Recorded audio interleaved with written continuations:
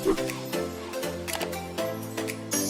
guys, I wanted to talk to you about all weight is not created equal. What does that mean? When you're taught in physics, for the most part, you're taught that all mass is equal. Mass and movement are synopsis or in synchronized, however you want to look at it, with a living organism. One of the things I want to talk about when mass interferes with succumbing or opposing gravity. So when you're working with mass, a lot of mass is derived as what do I weigh on the scale? That's my organization of gravity. It's not my organization of gravity. It's just a measurement. It means nothing, really. It's sort of like time is relative. Time is a measurement. Now, we can measure certain things and say there are certain, like if I say this is 2 mLs of milk or something like that. When we're looking, let's say, at my mass, and we can put me on a scale and go that route. However, let's say I have a diabetic surge. Now, right now, I think my fasting glucose last week was at a 93, all within normal limits. What normal to science, right, and a form of measurement is not normal to movement. So when I'm looking at just at what sugar does to my system in that sense, it throws off the rotational rate of my red blood cells, white blood cells, and throws off the nutrition that is absorbed due to sugar bangs, even though. So let's say now my sugar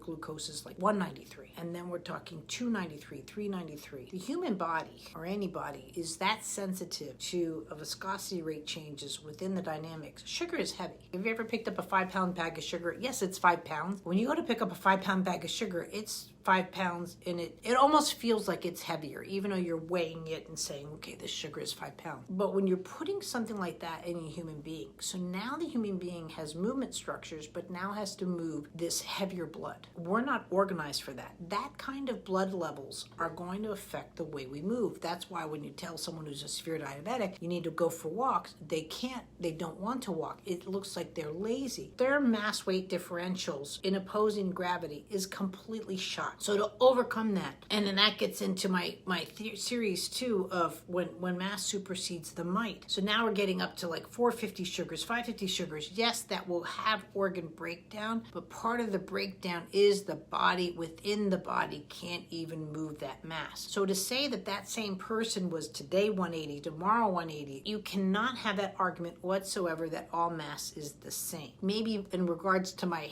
hair, but not to the way my system is. Just like, again, the way I eat a piece of lettuce today, if my sugars are at 93, versus the way my body processes a piece of lettuce when my sugars are 293. One of the things doctors say is, well, if you think you're diabetic, is to just every time you eat, you monitor right after you eat and so forth. Because what you're looking for is what your body looks at as a Snickers bar. And it might be that carrot. It will process the carrot suddenly like a Snickers bar, and you'll get that insulin hit. And you want to stay away from those surges. And again, to one person, it might be the carrot, and the next person, it might be beets or whatever weight or their body processes. And this is where they came up where you can have certain foods that have high glycemic indexes and so forth because of the way we process. Now you're putting someone into outer space that now is processing without interior and exterior rotational movements. Now the way that they process food, and on top of that, they're not getting fresh lettuce. They're getting, the box foods, the processed foods. So the way the body processes. So some of the things that has to be looked at is how to increase viscosity rate changes within the human bodies, that you're not getting these kind of insulin surges and hits because the body is processing it differently. That's what an allergic reaction is. Your body's suddenly having a process differential. So when someone's, like I had a little boy recently just covered. They just said it was eczema, and I'm like, this is an eczema.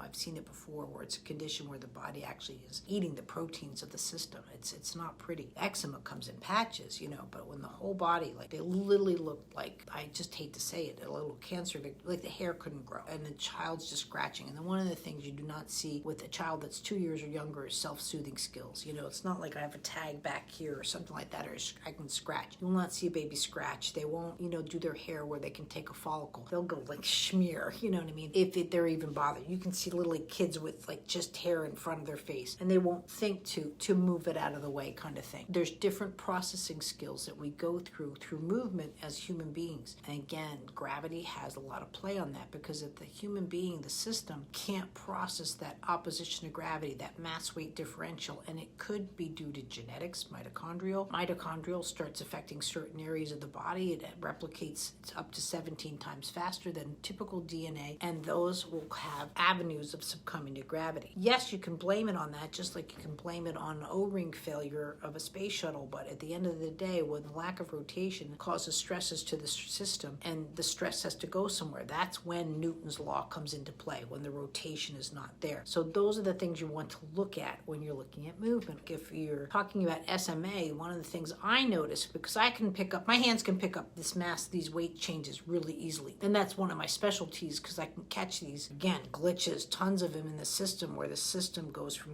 heavy, light, heavy. You'll see this in a lot of muscular dystrophies, like with SMA. Well, one of the things that SMA does to prevent, or to, as a precursor, they get a quarterly dose of Spinraza, but one of the things it can take is a one-time shot dose of, is it Zolgentrum? I'm bad with names, especially with drugs. But that Zolgentrum is much heavier on the system, sort of what I was talking about with sugar. So you're stopping the progression of the SMA, but at the same time, you really have to understand these principles to hit that system so they can oppose the mass weight differentials, because that's where you can see also the regressions in. And it happens with a lot of different types of medication, not just, but that's just an example. Thanks, guys.